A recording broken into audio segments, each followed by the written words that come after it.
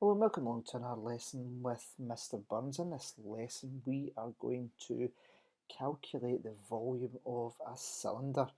In order for us to be successful at this, we are going to successfully write down the formula, substitute in the correct values, evaluate the formula, that is to work it out, and then write down your answer with units, taking into account any necessary rounding that you've been asked to do in the question.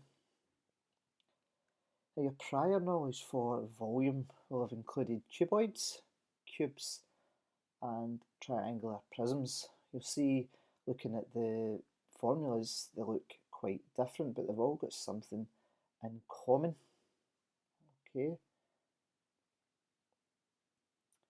What they have in common is that every prism, the volume is the area times the height.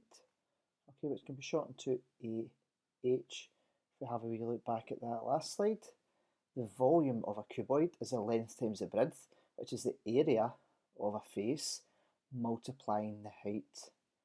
Now, we usually refer to the length as being the longest side. So in this one, this here would be the longest side, okay? And your breadth and your height being your perpendicular height to the base, okay? And a cube, because the lengths are all the same, then it's L times L times L, which is L cubed. And then your triangular prism, which is very similar to your cuboid, but it's half the overall volume of the cuboid, so it's half the length, right? So our length is our longest side, our breadth, and a perpendicular height to the base. Okay.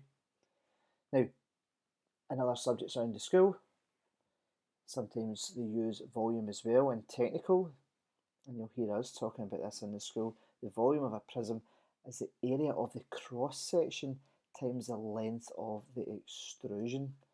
Okay, so the cross-sectional area will depend on the shape that you have got. Okay, so the cross-sectional area here, the length times the breadth, is a rectangle. The cross-sectional here, the length times the length, is a square. And the cross-sectional here will be the triangle, okay? Because the length, this will then be the length of the extrusion, because this cross-sectional area here is a triangle. So you can see how there can be some misconceptions already with these formulas. Now we are going to look at the cylinder. So let's have a wee look at the cylinder. We've got it at a vertical height and we've got it on its side here. It's important for you to be used to any image with that cylinder being rotated. Let's have a wee look at it opening up. Right, so you've got these circular here with the base and the top, the lid, and you've also got this opening up here. This would then be a rectangle. Looking at it from a different perspective, I want you to concentrate on this dark line round here and how it relates. And this one opens up from the front, so we've got circles top and bottom. This dark line is taking the full length of that rectangle. So now we look at that. Okay. So now we look at that. Right, so still got the height, and this length surrounds this circle. Okay. And then as we alter the height, notice that the circular top and the circular base remain the same. Rotating it round on a 360 axis, you can see the shape pretty much stays the same, okay? And the circular top matches the same size of the circular base. Okay, so what we have is we've got a circular base on the top and depending how you look at it, on the bottom also. Now this lesson concentrates on the volume of a cylinder. Okay, the volume of any prism is the cross-sectional area, and this is a circular cross-section times the length of the extrusion. Okay, so as you go through this circle from left to right, this circle remains the same all the way through. Because this circular cross-section, right, the area multiplying the height, the area of the cross-sectional area here is a circle, which you know, the area of a circle is pi r squared. So that leads us to the formula then. The formula for the volume of a cylinder is pi r squared h, the area multiplying the height. Okay, area of the cross-section multiplying the height. Circular cross-section times the length of the extrusion. So a typical question at National 4. Calculate the volume of the following correct to 3 significant figures. Okay, so we are going to recall the formula. Right, this will be given to you in some assessments. It's not given in National 5, though you could be asked to do it at National 5. Now, pi, I'll leave it at the symbol just now, the radius from the centre to circumference times the height. Using a calculator, 4,712.38898 and so on and so forth. Now, at this point, you need to go back and have a look at what the question is asking you to do. 3 significant figures. So the first significant figure is the thousands, second significant figure is hundreds, and the third significant figure is the tens. So you want to round to include those 3. 1, 2, 3. They are the first 3 significant figures. Okay, and including your units. This is in centimetres. We're dealing with 3 dimensions, so cubic centimetres. Right, let's have a wee look at how that is included, how this is inputted into your calculator. Okay, so we've got the formula, pi r squared h, our height is 60, our radius is 5, okay. So we're going to input that, pi, we'll leave that as it is because it's a calculator, times 5 squared, multiplying 60, okay, so make sure your calculator is on. To get your pi button, you will need to press shift and the times 10 to the x button. Okay, you'll see that that is in yellow. Anything in yellow, you need to press the shift button. Okay, so shift, and you'll see that S appearing at the top, and then your button there will allow you to see that pi symbol.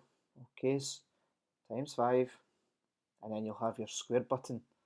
Okay, so please make sure you're familiarising yourself with your calculator, multiplying 60, and you'll see that this calculator, right, is giving you it in the form with pi, right? So that 1500 pi is known in this case as the exact value. Okay, that's it in symbolic form. Now, if you're asked to round that, you will need to press this SD button, right? So symbolic to decimal. So if you press that, try that out a couple of times, you'll see that that again gives you it in decimal form. Okay, so some calculators will automatically give you it in decimal form, some will give you it in the symbolic form, including that pi. Okay, so rounding that to 3 significant figures, 4,700 and, well, 4 significant figures to begin with. And then if the question asks you for 3 significant figures, then you get 4,710. Okay, so that's 3 significant figures and not forgetting to put on your cubic centimetres there. Right, now a misconception with three significant figures is just writing 3 digits, okay, but then that 1 now represents the ones column, okay, but whereas in the actual answer it should be in the tens column, okay, so let's get those misconceptions ironed out just now, okay, so 4,710 cubic centimetres, okay. Now, you could be asked to do this without a calculator, right? Have a wee look, right? There's a still of what the calculator is showing. Without a calculator now, the SQA will say take pi is equal to 3.14. That's the recent language they're using up to and including 2019 exam. So nothing really changes to begin with. You still need to recall the formula. You still need to input the corresponding values, and then what you'd be expected to do is calculate that, right? Now calculate doesn't necessarily mean use a calculator, it means evaluate it, work it out. Okay, so there's your answer to 3 significant figures, and this is what we found using the calculator. Also, the expectation is for you to be able to work that out, to calculate that without a calculator. Okay, so numerically it's quite challenging, but you will have the skills in order for you to do that. Okay, so let's have a wee look at how we would go about doing that. So your formula remains pi r squared h. We're dealing with a cylinder, right? It's got the circular cross section times the length of the extrusion, this height, which was the same question, that's 60 centimetres. So we've got 3.14, which is pi represents the 2 decimal places, times your radius squared times your height, okay? Now, let's try and talk about some strategies here. 5 squared, let's write that down to begin with, right? So 5 times 5 is 25, multiplying 60, and then you have a choice. What are you going to do? Let's multiply the 25 and the 60, okay? Let's leave the decimal just now. We'll split the 25 into 20 plus the 5 and the 60 on its own, okay? So 2 multiplying your 6 is 12, and your 10 times your 10 is 100, so 1200. 5 times 6 is 330, multiplied by 10 is your 300. So adding that together gives us our 1500. Now, is that simplified it for us? Well, what we have is we've got 3.14, so we've got 14 hundredths and 15 hundredths. So let's multiply the 3.14 by the 100, which is 314, and then we've got, all we've got left is multiplying by the 15. Okay, so then we can area multiply that. 314 is 300 plus 10 plus 4, and our 15 is 10 plus our 5. Okay, so 300 times 10 is 3000. 300 times 5, 1500. 10 multiplying by 10 is 100. 10 5s 50.